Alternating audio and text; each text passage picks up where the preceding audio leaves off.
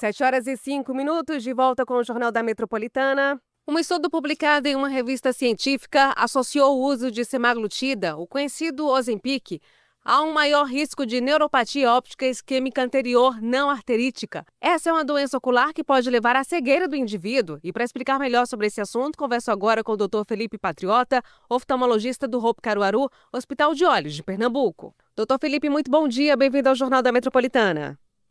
Bom dia, Ellen. Doutor, hoje nós observamos nas mídias e redes sociais que tem se aumentado o uso do Ozempic. E o que chama a atenção é a forma para que ele está sendo utilizado. Quais são os riscos do uso desse medicamento em pessoas que não seriam o perfil da destinação dele, observado na área oftalmológica? Ellen, esse tema é muito importante, né? E esse artigo que foi publicado ano passado chamou a atenção para os riscos dessa medicação, porque o princípio básico dessa medicação é ela inibir o apetite, né? Inibir a vontade de comer. Então, tecnicamente, essa medicação foi desenvolvida para pessoas doentes, pessoas com diabetes e pessoas com sobrepeso. E aí a gente viu que o perfil mudou, as pessoas em busca dessa estética exacerbada, né, de perder peso de uma maneira mais rápida, começaram a usar uma medicação que é usada como remédio, que é realmente uma droga, né, uma medicação que tem um efeito tanto no sistema nervoso central quanto no intestino, diminuindo essa saciedade, diminuindo essa vontade de comer. E a gente sabe que todo remédio, dependendo da dose que ele é usado e do fim que ele é usado, ele também tem seu efeito colateral, seu mal. E aí, do ponto de vista oftalmológico, algumas pessoas reportaram, após o uso dessa medicação, a perda pelo médico especialista, pelo oftalmologista, e leva a complicações graves como a cegueira e a perda irreversível da visão. Doutor, quais foram os perfis notados que obtiveram a neuropatia óptica ou até mesmo chegaram a perder a visão? Como o estudo foi conduzido com pessoas com indicação médica para o uso dessa medicação, então eles separaram nesse estudo dois grupos de pessoas, por exemplo, pessoas que tinham diabetes e pessoas que tinham sobrepeso. Um sobrepeso considerado do ponto de vista de doença, não o sobrepeso, aquela gordurinha localizada, aquela vontade de emagrecer por estar fora dos padrões, mas na verdade foram pessoas que tinham IMC alto, IMC de 26 a 30 e até pessoas com IMC acima de 30. IMC é aquele índice de relação que a gente faz entre a altura e peso, e é um diagnóstico médico ou do ponto de vista de pessoas que cuidam da nutrição, nutricionista, mas é tratado como doença. Então, o perfil de pessoas que foi incluído nesse estudo e foi visto o aumento de risco para a neuropatia óptica foram pessoas com diabetes e pessoas com sobrepeso. Doutor, qual seria o fator dentro da fórmula do Ozempic que poderia estar causando agravamento de casos de problemas com a visão? Há um resultado concreto sobre essa relação do medicamento com a doença? Os dois grupos que foram estudados, como a gente disse, pessoas que tinham sobrepeso ou tinham a diabetes, já são pessoas de perfil de risco aumentado para a neuropatia óptica, né, pelos outros fatores envolvidos, a diabetes pelo aumento da viscosidade sanguínea, pela má nutrição dos tecidos corpóreos, e o sobrepeso por um aumento associado a sedentarismo, hipertensão arterial e outras doenças. Essa medicação, ela tem um efeito, na verdade seria o oposto da doença, na expressão de um gene, de uma substância específica chamada GLP-1. E tanto as outras medicações para diabetes e para hipertensão e sobrepeso, como o Ozempic, nesse caso, eles atuam no sistema nervoso. Então, eles diminuem a expressão desse receptor. Não é que essa medicação ela trata a saciedade também do ponto de vista da vontade de comer e não só de um enjoo, de uma náusea. Isso aí é secundário, é um efeito sistêmico, né, no sistema nervoso central. E aí, por diminuir essa questão desse receptor no sistema nervoso, ele acaba diminuindo a perfusão.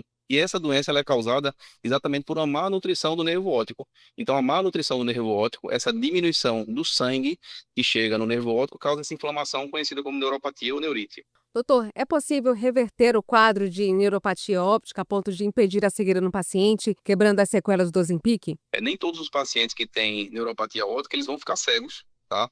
Senão seria uma coisa muito grave. Existem diferentes tipos de neuropatia óptica e de diferentes tipos de acometimento. Como o nervo óptico ele funciona como uma rede de recebimento desses sinais, às vezes a pessoa não perde a visão por completo, ela perde parte da visão ou parte do campo da visão.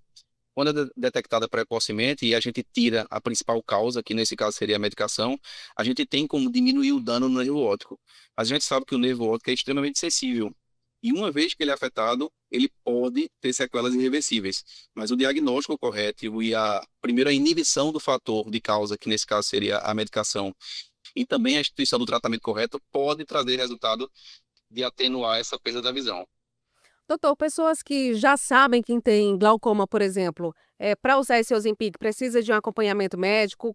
Como faz nesse caso? Ou tem alguma relação ou não tem relação? O glaucoma ele é uma doença também do nervo óptico degenerativo, mas o mecanismo que leva a neuropatia óptica do glaucoma é diferente. Existem diferentes também tipos de glaucoma, assim como diferentes tipos de neuropatia, mas todo paciente que tem alguma condição ocular, seja ela qual for, se for iniciar essas medicações, deve ser avaliado para pesquisar os fatores de risco. O glaucoma é uma delas. Existem outras doenças, por exemplo, o paciente que tem diabetes e usa essa medicação, ele já tem um risco aumentado também para ter neuropatia óptica. Por isso que qualquer início de remédio tem que ser primeiro indicado pelo médico e acompanhado também pelos especialistas, visando diminuir esses efeitos colaterais que são conhecidos e foi publicado com bastante ênfase aí em relação à neuropatia óptica. Doutor, pacientes com diabetes tipo 1 geralmente não têm a necessidade de usar o Ozempic, mas é importante também ter esse acompanhamento oftalmológico? A diabetes é a principal causa de cegueira irreversível, do ponto de vista, né, de doenças sistêmicas que podem levar à cegueira, e é bastante grave. Em média, um paciente diabético tipo 1, em torno de 15 anos após o diagnóstico, ele já vai começar a apresentar retinopatia diabética, e isso depende do controle que o paciente tenha, né? Alguns vão apresentar esses sintomas e sinais da retinopatia diabética mais cedo, outros um pouco mais tarde, mas é uma doença extremamente grave também, que quando chega em fases tardias, tanto quanto a neuropatia óptica, ela pode levar a uma perda visual irreversível, precisa até de cirurgia, mas o diagnóstico precoce e o tratamento correto, feito por especialista, pode reverter e pode manter o paciente enxergando a vida toda. Doutor, assim como esse estudo apontou a relação do Ozempic com casos de neuropatia óptica isquêmica, existem outros medicamentos em que houve registros semelhantes ou que podem interferir também na saúde dos olhos? Toda medicação que diminui a absorção de nutrientes no nosso corpo, ela pode influenciar no nosso organismo em geral, principalmente nos olhos. A gente costuma dizer que os olhos realmente são um reflexo da nossa alma, mas também do nosso corpo, do que a gente come, do que a gente se alimenta. Então, toda medicação que tem potencial de influenciar nessa absorção de nutrientes, de alimentos, ela pode ter relação com doenças oftalmológicas, tá bom? Existe uma associação com neuropatia, que é o assunto que a gente falou hoje também, com o uso da medicação, o Acutan, que é aquela medicação que é que é usada para inibir o crescimento de espinhas, de acne na pele. Então, existem relatos disso também. E também medicações para baixar a pressão, se forem usadas de forma errada, exatamente por aquela questão de nutrição do nervo óptico, também podem contribuir para doenças oftalmológicas. Doutor, e como é que eu sei, como é que o paciente vai saber que tem algo já complicando? Como é que vai fazer essa associação que tá, olha, pode ser por causa dessa medicação que eu estou usando, só indo ao oftalmologista mesmo, ou ele percebe alguma coisa, tem algum sinal? O sinal inicial, além da neuropatia óptica, inicialmente, quando ela está se manifestando na fase bem precoce, a gente chama de dessaturação das cores. Então, em vez de o paciente perceber uma cor que seria um vermelho vivo antes, ele começa a perceber uma perda da qualidade ou da intensidade de uma cor, Uhum. principalmente o vermelho. Então, se você tem uma camisa que é aquele vermelho vivo em casa e você consegue olhar para ela e perceber essa vermelhidão e você compara, normalmente a neurite óptica ela é unilateral, ela pode ser nos dois olhos, mas normalmente é num olho só. E aí quando você compara um olho com o outro, você percebe que no olho, nessa fase inicial da neuropatia óptica, o vermelho fica menos vermelho, é como se fosse uma camisa que foi lavada e perdeu aquela cor forte dela. A gente chama de saturação ao vermelho, e esse é um teste simples que pode ser feito inicialmente. Alguns pacientes abrem o quadro como com perda do campo visual. Então, eles focalizam em algum objeto, conseguem ver esse objeto, mas o que está na lateral desse objeto fica escuro, como se fosse realmente uma cortina que estivesse fechando algo ou parte da visão. Então, esses são diagnósticos, né, são sintomas comuns que o paciente pode apresentar no início da doença. Se a doença progredir, a visão pode ser comprometida de uma forma mais severa, inclusive a cegueira. Então é preciso ficar atento e procurar uma ajuda médica o quanto antes. Isso é grave. A medicação tem que ser suspensa imediatamente na vigência de qualquer sintoma estranho ou qualquer sintoma atípico que o paciente não tinha antes. E o médico oftalmologista, de preferência alguém que seja especialista nessa área de retina ou neurooftalmologia, para poder identificar, fazer os exames para comprovar a doença. E é uma doença que ela é acompanhada não só pelo oftalmologista. Ou se tratar de uma doença no nervo óptico, muitas vezes a gente, para descartar outras condições, a gente também encaminha o paciente para o neurologista para fazer uma avaliação do cérebro e das vias ópticas do paciente. Porque o nervo óptico ele é só uma área, é só um pequeno pedaço do olho que está conectado com o cérebro. Então, existe essa comunicação do olho com o cérebro.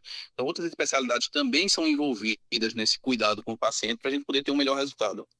Doutor, muitíssimo obrigado pela participação no Jornal da Metropolitana, por todas as informações. Eu desejo um dia excelente para o senhor. Ellen, muito obrigado. Agradeço também a atenção e levar esse tema tão importante para os ouvintes. Lembrar sempre que saúde é uma coisa muito séria. Existem os métodos tradicionais de cuidar com a saúde, exercício físico, dieta, alimentação saudável. E existem esses alternativos que podem levar a sequelas que realmente são graves. A gente sempre buscar viver de uma maneira com a saúde mais bem cuidada, orientada por profissionais, com exercício físico, da maneira que às vezes dá um pouco de mais trabalho, mas é mais seguro.